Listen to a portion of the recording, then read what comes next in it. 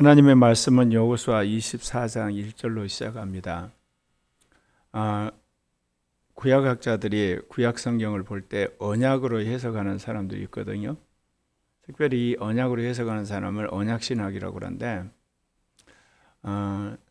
최초의 언약은 에덴 동산에서요. 하나님께서 생육하고 번사 이 땅에 번성하라. 그리고 이 땅을 지배하라고 하면서 주님이 약속을 하잖아요. 에덴의 언약. 그리고 이제 노아 홍수 끝나고 나서 주님이 또 노아하고 언약을 맺죠. 노아의 언약.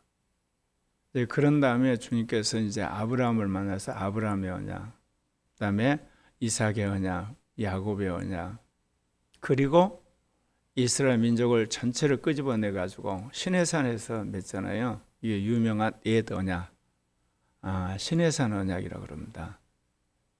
그런 다음에 이제 모세가 이스라엘 백성을 이제 끌고 요단 동편에 갔을 때 이제 모세가 마지막 자기가 죽을 임박에서 이스라엘 백성 언약을 맺죠.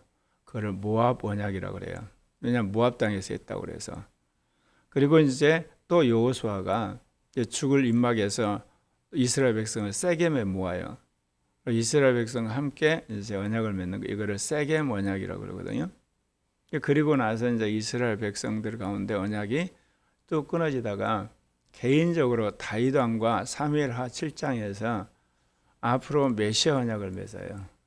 주님이 내가 너를 이제 메시아를 낳은 조상이 되겠다. 그리고 건너뛰어서 예수님이 오셔서 새 언약을 맺습니다. 그러니까 크게 보면 민족적으로 그걸 공동체로 보면 그 옛 언약이 시내산 언약, 예수님 맺은 새 언약이 중요하지만 이렇듯 신구약 성경은 언약 중심으로 모든 것이 되어 있어요. 그래서 성경을 여러분 읽을 때 먼저 언약 중심으로 여러분의 어떤 그 성경 해석의 입장을 정하셔야 돼요. 물론 그 언약의 중심은 누구죠? 예수 그리스도. 예수 그리스도 중심으로 언약을 중심으로 성경을 해석해야 되고, 그리고 나서 이제 주님께서 어떻게 예수 그리스도의 그 오심과 또 오시고 난 이후에 이스라엘 공동체에 계시했는가, 그것을 여러분이 해석을 해야 되겠죠. 아울러서 이제 그 공동체 가운데 하나님의 영이 어떻게 역사를 했는가, 성령의 역사를 봐야 되고, 이제 그러면서 이스라엘의 여러 민족들 속에서, 그리고 초대교회가 로마 제국 안에서 어떻게 선교를 한가, 하나님 나라라는 관점에서 성경을 해석해야 되겠습니다. 여호수아가 이제 세겜의 언약을 맺은다고 그랬죠. 이스라엘 장로들과 그들의 수령들과 재판장과 관리들을 다 부릅니다. 부른 것은 이제 자신이 나이가 늙어서 하나님의 부르심을 받을 것 같으니까 이제 마지막 그가 말씀을 전할 뿐만 아니라 이제 이스라엘로 하여금 언약을 맺게 하죠. 여호수아가 뭐라고 그러냐면 모든 백성이 이르되 이스라엘 하나님 여호와께서 이같이 말씀하시기를. 우리는 여호수아가 모세의 어떤 그 비서로서 싸움만 잘한다고 생각하죠. 그렇진 않아요. 말씀에 능통한 것이 오늘 드러나요. 아마 데라로부터 지금 자신이 서 있는 데까지 이스라엘 역사를 쫙 깨고 있습니다. 하나님이 어떻게 인도했는가에 대해서. 그래서 성경에서 나오는 그 지도자들 또는 성경을 쓴 사도와 선지자들은 학벌은 없어도 말씀에 관한 능통한 자라는 걸 꼭 여러분 기억하셔야 돼요. 그러니까 우리가 학벌은 벌벌 일 없지만 성경의 말씀과 이스라엘 교회 사회는 능통하셔야 돼요. 그래야 지도자가 되는 겁니다. 물론 이제 오늘날 늦은빛 성령 시대는 영적인 체험과 영안을 사는 삶도 이제는 자기 안에 축적이 되어 있어야 되겠죠. 그래야만 이제 다른 사람을 만나서 교회사적으로 이야기를 하고 또 개인적인 체험을 통해 사람을 양육을 할 테니까. 뭐라고 이야기합니까? 옛적에 너희 조상들 곧 아브라함의 아버지 나홀의 아버지 데라가 강 저쪽에서 거주하여 다른 신들을 섬겼으니, 그러니까 데라는 다른 신을 섬겼어요. 우상 숭배했다는 거예요. 근데 하나님께서 그 우상을 섬기던 데라를 갈대아 우르에서 하란 지역으로 이민 오게 해요. 그러니까 하나님이 우상이 바글바글한 지역에 있게 되면 그 지역을 떠나서 상대적으로 우상이 덜한 곳으로 이사를 시키죠. 제가 초등학교 6학년 때 고향을 떠나서 강주로 유학으로 오잖아요. 그리고 이제 재수할 때 또 서울로 와요. 제 인생을 돌아보는데 하나님께서 강권적으로 제 집안에서 떠나오게 하고 고향을 떠나오게 한 거예요. 그래서 서울로 오지 않았으면 제가 이런 어떤 세계관과 또 이런 어떤 그 신앙과 또 이런 어떤 개혁관을 가졌을 수가 없어요. 아마도 나도 지금 가지고 있는 호남 사람들의 사고방식, 호남 사람이 지금 민주화를 빙자한 주사파성이 찌든 것처럼 그랬을 거라고요. 왜 그러냐면 내 주변에 형제 자매들을 보면 그게 보여요. 사람이란 건 환경의 영향을 받거든요. 그런데 이제 이 여호수아가 뭐라고 이야기하냐면 하나님이 하시는 말씀이죠. 내가 너희 조상 아브라함을 강 저쪽에서 이끌어내어 가나안 땅에 두루 행하게 하고 그의 씨를 번성하게 하려고 그에게 이삭을 줬습니다. 여기서 강 저편이라는 것은 외우셔야 돼요. 유프라테스 강을 말해요. 지금 이라크 동쪽에, 그러니까 유프라테스 강 저편에 살던 갈대아 우르에 살던 그 가문을 하나님 통째로 끄집어 가지고 지금 시리아 땅 하란으로 이민 오게 하셨어요.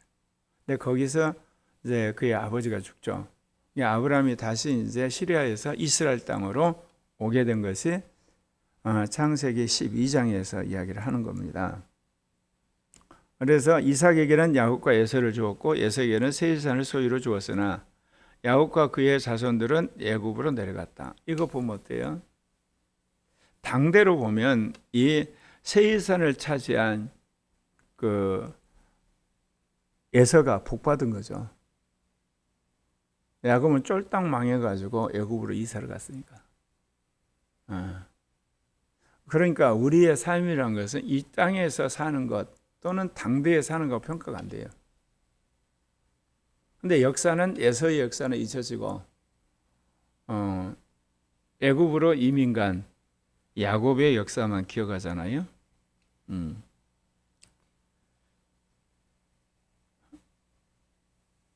내가 모세 아론을 보내고 또 애굽에 재앙을 내렸나니 곧 내가 그들 가운데 행한 것 같고 이스라엘 백성을 해방하는데 누구를 보냈다고 그래? 내가 모세 아론을 보냈다 그래요. 그리고 또 애굽에 재앙을 내리게 하고 그들에게 내가 행했고 그 위에 너희를 인도하셨다.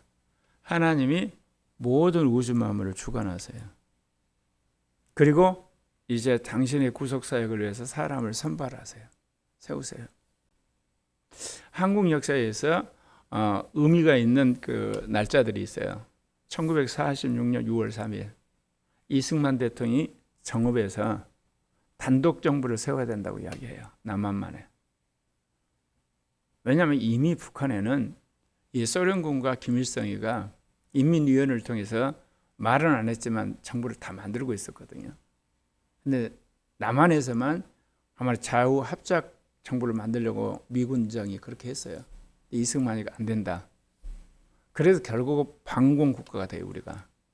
그리고 1961년 5.16 여러분 잘 한 것처럼 박정희 대통령이 군사 쿠데타 한 날은 한국의 산업화에 한마디로 첫 삽을 뗀 거예요.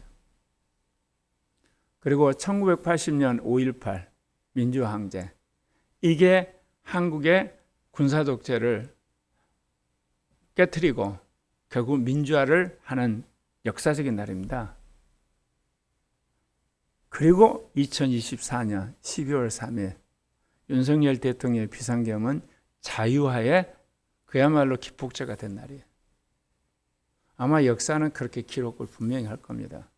나중에 유튜브 하나 그렇게 만들려고 그래요. 12.3 혁명. 대통령이 그걸 하고 감옥에 가는. 역사상 그런 사람이 없거든요. 그러니까 2030이 쇼크를 먹은 거야. 도대체 검찰총장 출신 대통령이 얼마나 밀어냈으면 2시간 만에 계엄이 끝날 거 알고 하냐 이거. 그러지는 않을 거야. 그래 찾다가 우리나라가 지금 민주공산화가 되는구나. 신공산화가 되고 단계적 공산화가 되고 이게 세뇌 공산화가 되는 걸 안 거예요. 그리고 그 마지막 포인트가 선거 때마다 부정선거가 이루어졌구나. 이거를 누가 하겠어요? 제가 그 이야기했죠. 반동성애 운동한 이유가 이 주사파 이거 막기 위해서 시작을 한 거거든요. 교회를 위해서는 반동성애 운동이지만 국가를 위해서는 이 주사파를 막아야 되니까. 그런데 제 머리로는요, 이거 막으려면 10년 내지 20년이 걸릴 텐데 불가능하다는 게 왜 그러냐면 지금 있는 60, 70 세대가 이제 역사에서 퇴역을 하고 하늘나라 가버리면 이 주사파가 싸울 세력도 없어요. 그래서 내 늘 기도 제목이 언제나 2030이 깨어날까? 4050은 안 돼요. 왜 그러냐면 민주화를 교육을 받고 정교적 교육을 받은 세력이기 때문에 그들이 먼저 깨어날 일은 만무해요. 그 사람들은 다 주사파도 민주화 세력으로 보는 거니까. 근데 하나님이 윤석열 대통령을 통해서 2030을 깨운 거예요. 하나님이 윤석열 대통령을 보내버렸어요. 국민을 깨우라고. 하나님이 그 이후에 이제 모세 아론을 통해서 이스라엘을 애굽에서 끄집어내죠. 애굽의 군병들이 홍해까지 쫓아오는데 하나님께서 너희 조상들이 나에게 부르짖기 때문에 애굽 사람과 사이에 흑암을 두고 바다를 이끌어 그들을 덮어버려서 그들을 매장시켜버렸다. 그래서 너희들이 그 모든 것을 눈으로 보았냐. 그리고 많은 나라 광야에서 너희가 거주를 했는데 내가 너희를 인도하여 요단 저쪽에 있는 아모리 족속 땅으로 내가 너희를 인도했다. 그래서 그 땅을 점령하고 거기에 있는 백성들을 다 멸절시켰다. 특별히 여기서 언급한 것은 모압 왕 십볼의 아들 발락 이야기하죠. 부올의 아들 발람을 불러다가 너희를 저주하겠지만 내가 축복하게 하지 않았냐. 그러면서 이제 너희가 요단을 건너서 여리고 성을 점령하게 됐다. 그러면서 여호수아 24장 11절에 보면 여리고 주민 곧 아모리 족속과 브리스 족속과 가난 족속과 헷 족속과 기르가스 족속과 히 족속과 여부스 족속이 너희와 싸우기로 내가 그들을 너희 손에 넘겨주었으며. 항상 하나님이 주도권을 이야기하잖아요. 내가 모세 아론을 보냈고 내가 애굽에서 너희를 끄집어냈고 내가 아모리 족속의 땅을 차지했고 내가 그들을 너희 손에 넘겨주었고. 그렇다면 여러분이 인생을 살면서 하나님이 하셨다는 말이 절로 나와야 돼요. 근데 안 나오죠. 뭐냐? 첫째, 하나님의 뜻을 안 물어봤어요. 이 일을 시작하기 전에. 일을 먼저 시작을 해서 하나님의 뜻을 묻는 사람은 그 이야기를 할 수밖에 없어요. 그 뜻 따라 살았기 때문에. 근데 우리 입에서 잘 안 나온 이유가 뭐냐면 내 생각대로 이 일을 시작했거든. 근데 나중에 끝을 보니까 하나님이 하셨어. 그런 사람 그래도 다행이야. 피드백을 하는 사람은. 그리고 처음에 하나님 음성을 듣고 일하는 과정에도 하나님 인도를 받고 마지막에 하나님 역사하는 걸 보는 사람은 입에서 절로 하나님이 하셨습니다. 내가 왕벌을 너희 앞에 보내어 그 아모리 족속의 두 왕을 너희 앞에 쫓아내게 하였나니 너희의 칼이나 너희 활로서 이같이 한 것이 아니며. 특별히 요단 동편을 점령할 때는 하나님께서 강권적으로 역사했거든요. 여기서 왕벌을 보냈다고 그래서 천사장을 보낸 거야.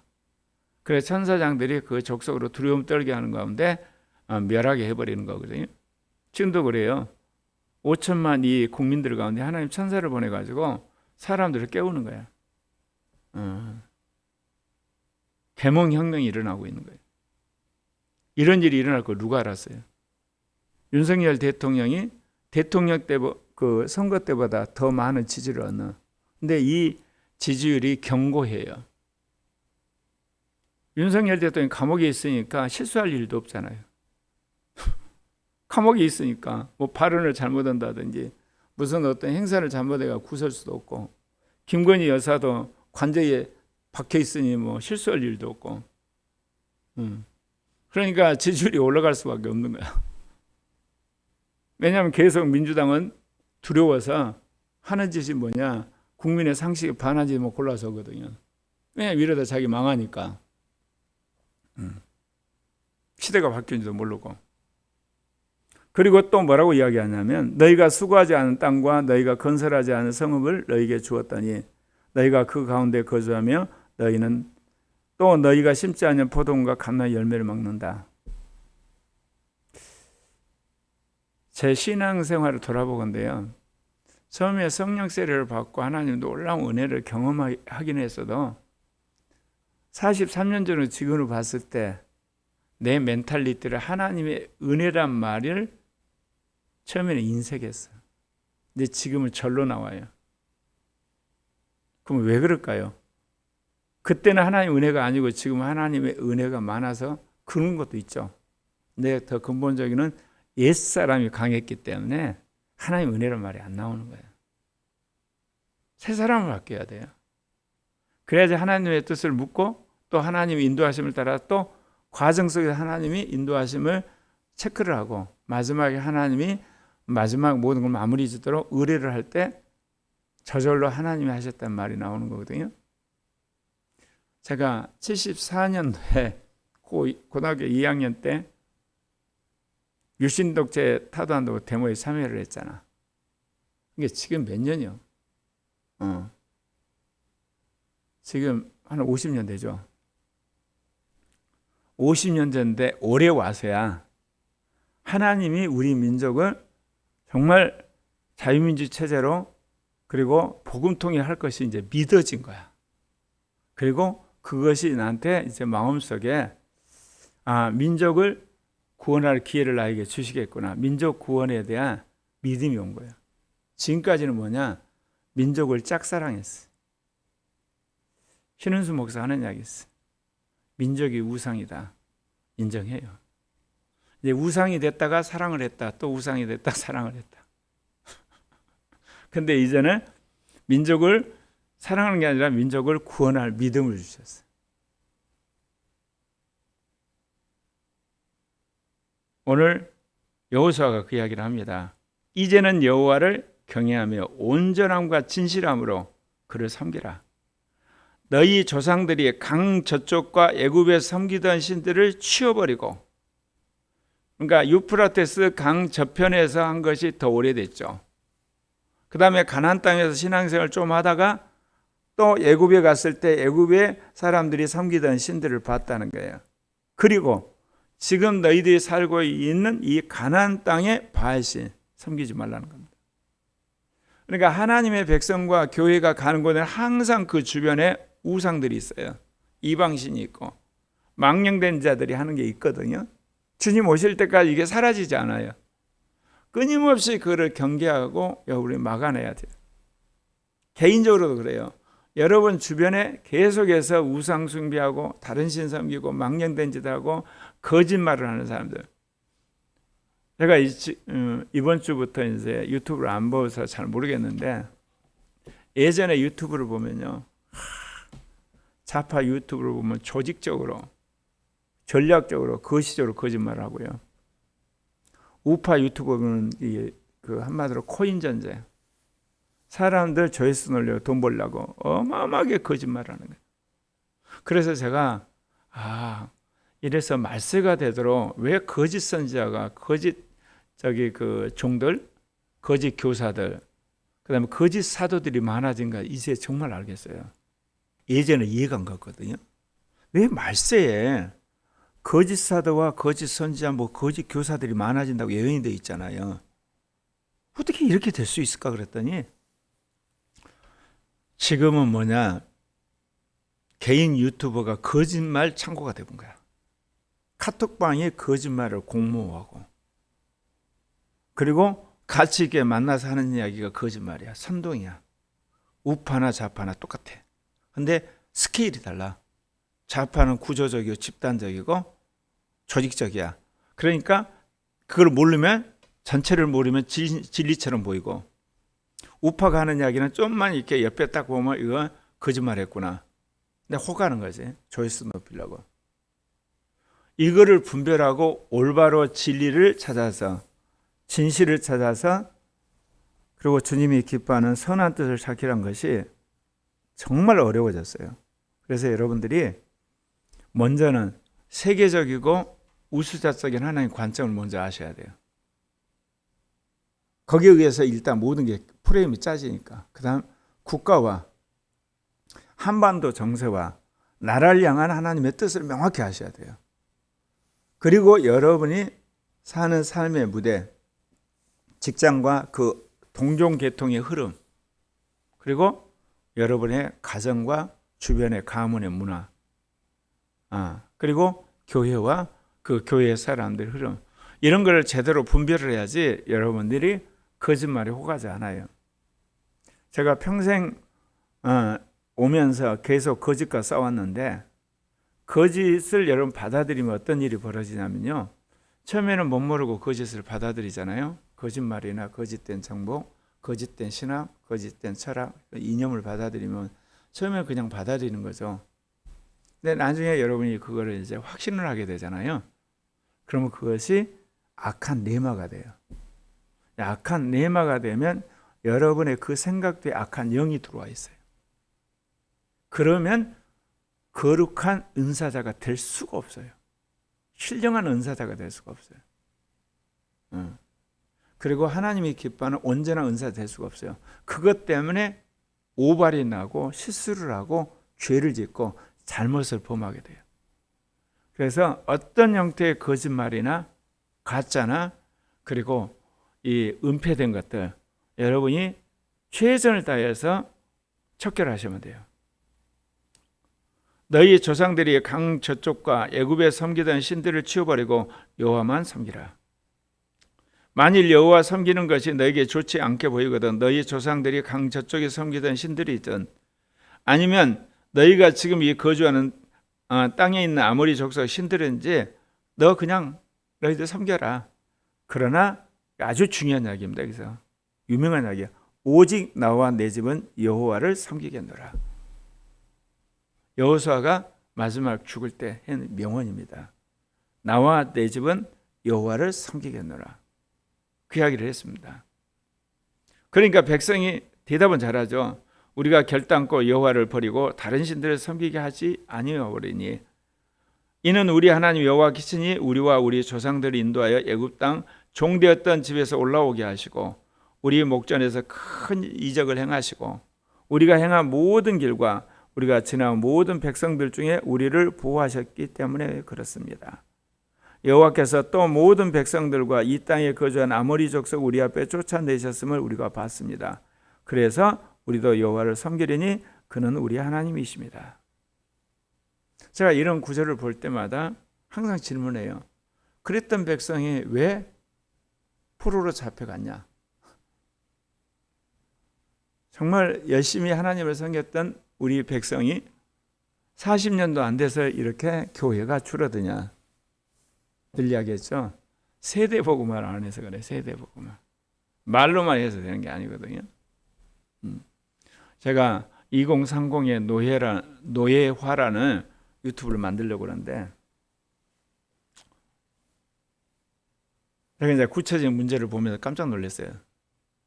국가 빚이 1120조가 되고 국민연금 그 결손이 1800조인가? 공무원하고 군인연금이 1200조인가? 하여튼 4600조가 돼요. 그 순전히 빚만. 2030 노예야.